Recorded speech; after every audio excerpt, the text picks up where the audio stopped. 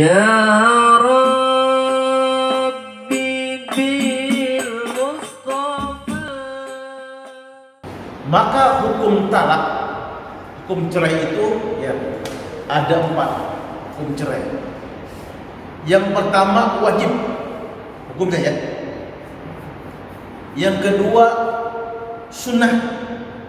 Yang ketiga haram. Yang keempat makruh.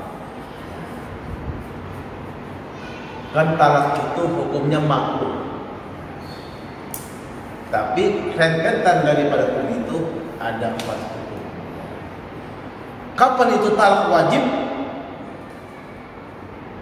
Talak wajib apabila hakim yang menangani perkara ya pada agama ini sudah tidak mampu lagi menamaikan dan untuk bercerai. Jadi kalau nikahnya di KUA, kalau bercerai ke pengadilan agama. Nanti tidak ambil itu buku nikah sana. Terus ada hakim mengatakan sudahlah kalau itu enggak perlu diterusin nikahnya, kabulkan gugatan cerainya, udah cerai. Kalau gitu wajib cerai. Yang kedua hukum talak sunnah apabila suami satu tidak mampu memberikan nafkah, lakinya merasa belum mampu nafkah, habis udah kerja, pusing udah kerja ya. Suami nggak mampu berikan uang belanja, ini bisa nafkah zahir, nafkah batin, itu sunnah. Artinya nggak haram tuh, nggak mampu sudah. Dek, bapak sudah nggak sanggup nih untuk kamu, untuk bayar listrik, bayar pang, cicilan rumah, apalagi ya, untuk makan tiap hari, pada nganggur, bercerai dah. Itu bercerai hukumnya tidak haram, sunnah. Artinya sunnah dikerjakan, ya, dikerjakan ya, dia mendapatkan, ditinggalkan. Yang kedua, talak hukumnya sunnah apabila seorang istri tidak bisa menjaga kehormatan dirinya. Dalam hadis ada seorang sahabat datang kepada Nabi, ya Rasulullah, inna imraati la tatu yadal lamis. Ya Rasulullah, saya nggak bisa nolok tangan laki-laki menyentuh. Siapa aja yang noel diterima, yang nyolek siapa aja terima. Istrinya ya, siapa yang booking mau gitu, siapa yang ngajak jalan-jalan mau. Ini seorang ngadu ke Nabi, Rasul bagaimana nih, saya begini modelnya nih ya, kalau bisa jaga kehormatannya, hari ini dia besok dia siapa lagi jalan-jalan ya, besok ke ke pinggir kanal sama dia, besok ke kota sama dia, besok ke Ancol sama dia, terus begitu. Jadi Rasul, saya nggak bisa menjaga kehormatannya. Dan Nabi tolik hak cerai kalau gitu. Ya. Kalau istrimu sudah tidak bisa menjaga dirinya, laki-laki mana saja dia mau dia ajak, dibawa, dia cerai. Tolik. Nah, hukum cerai kepada istri yang tidak bisa menjaga dirinya, ya, itu sunnah. Jadi bukan masalah sunnah, bukan sunnah Nabi, sunnah hukumnya, bukan sunnah Nabi, bukan sunnah. Itu yang segi hukum, pandangan hukum talak kayak gini sunnah. Yang ketiga, talak hukumnya haram. Yang pertama, ketika istri sedang menstruasi dan dicerai itu, selagi men dicerai, ya, haram. Yang kedua, istri yang sudah suci, nggak men, udah suci, habis mandi sama dia, ya, dicobain lagi, cobain mah kita perpisahan dulu, nggak boleh. Perpisahan, takut nanti hasil itu hamil, dinikah lagi sama laki-laki lain, sangkanya anak dia, padahal tadi hasil dia perpisahan. Kalau mau cerai udah bersihkan dulu, ya. Habis suci, udah langsung ceraikan. Jangan cobain lagi, jangan. Ya. Itu haram hukumnya.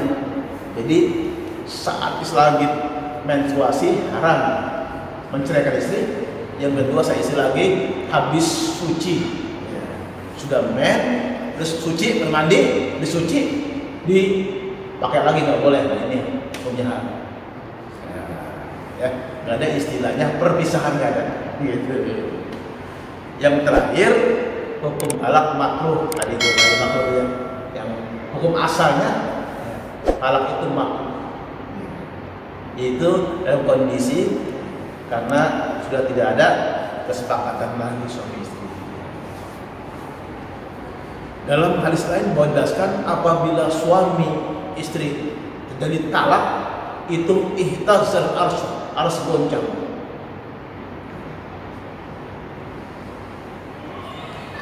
Apa persoalan logikanya? Kalau kita bercerai, istri juga bingung cari pendamping lagi. Takut nanti kayak pertama. Suami juga bingung juga. Gitu. Udah sekarang jomblo aja dah. Jomblo aja. Jangan mas. Karena asal goncang. Inilah sebuah hukum yang harus kita ketahui.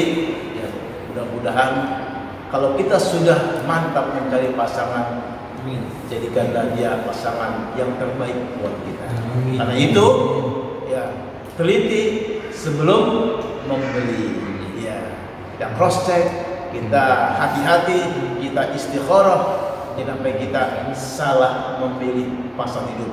Sekali kita salah mengambil keputusan, maka akibatnya akan begitu fatal. Semoga untuk kita kebahagiaan di akhirat. Amin. Rumah tangga kita sakinah mawaddah warahmah. Amin ya rabbal alamin. Wassalamualaikum warahmatullahi wabarakatuh.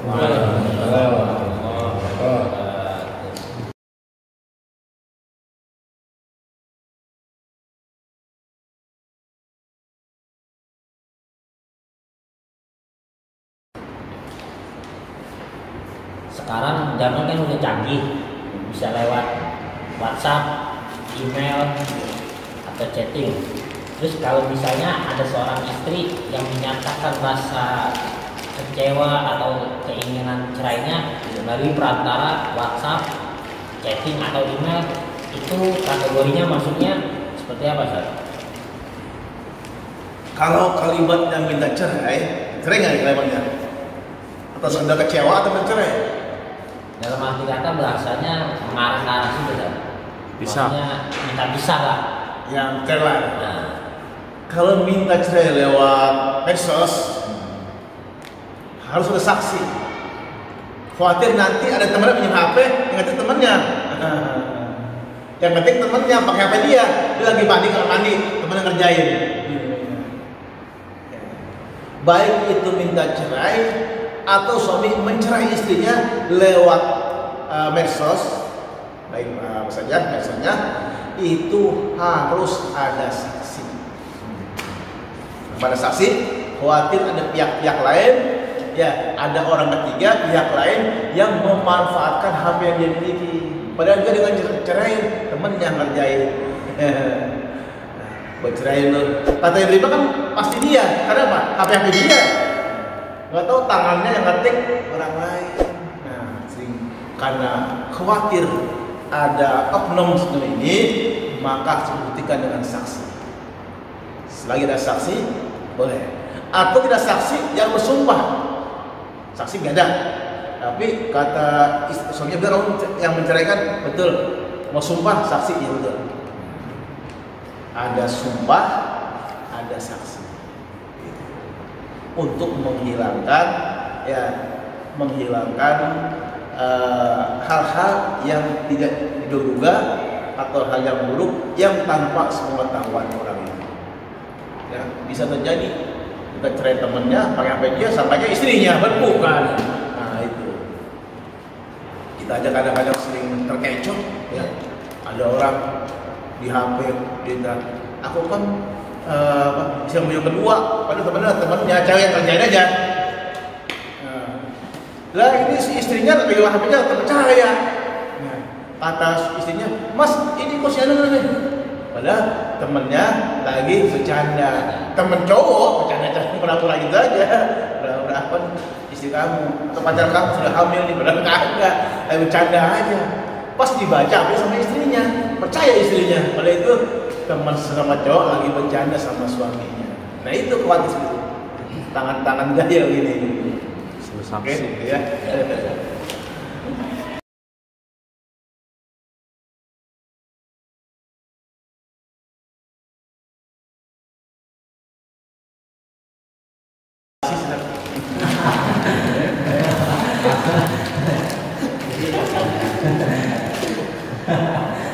Suami istri dia itu nikahnya secara siri. Iya, Secara siri. Nah, setelah itu satu tahun itu mungkin 2 tahun dia tidak memberikan nafkah karena kondisinya sakit mungkin orang tuanya. Nah itu si istrinya itu gimana sih? Si perempuan ini bisa menuntut karena nikahnya siri. Baik. Nikah secara legalitas negara ada punya bukti fisik buku nikah ataupun nikah di bawah tangan nikah siri. Konsekuensi hukumnya sama. Artinya ketika istri tidak mendapatkan nafkah dari suaminya, istri bisa menuntut. Dan dalam hal ini istri tidak bisa menuntut ke pengadilan. Tidak bisa menuntut ke pengadilan. Kan nikahnya tidak sesuai dengan peraturan negara. Jadi konsekuensinya ya lewat pribadi aja, di video aja, mintanya. Pun juga kadang nggak bisa nafkah, istri cerai langsung. Minta cerai, ini gimana nikah kita? Mau lanjut atau mau tidak?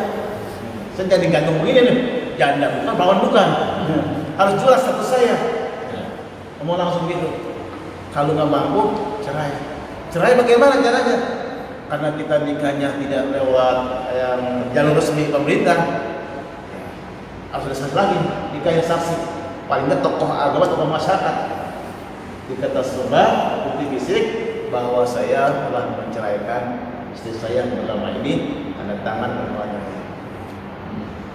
Nanti istri mau nikah lagi kepada laki lain, dia nggak takut. Kenapa? Ada bukti fisiknya. Ada apa? Nomor seri jandanya. Kayak motor tuh nomor serinya. Nggak bodong nggak bodong. Gitu.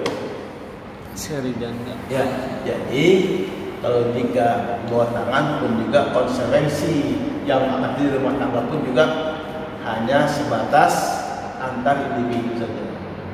Tidak bisa melibatkan negara. Waris gimana sebenarnya si punya Ya. apa ada ahli waris. warisnya? Ya secara agama tetap sah, ada warisnya. Iya. Cuma kalau nanti ke pengadilan nggak bisa. Gitu. Kalau secara agama, yang namanya anak biologis dapat harta waris, istri juga dapat harta waris. Gitu. Secara agama ya. Secara negara kalau dibawa ke hukum negara, gugatan ke negara, mana buktinya? Nggak ada buktinya. Jadi tanggung jawab secara agama saja. Ya. Tapi tetap nasabnya kepada suaminya. Baik. Ada lagi? Cukup ya?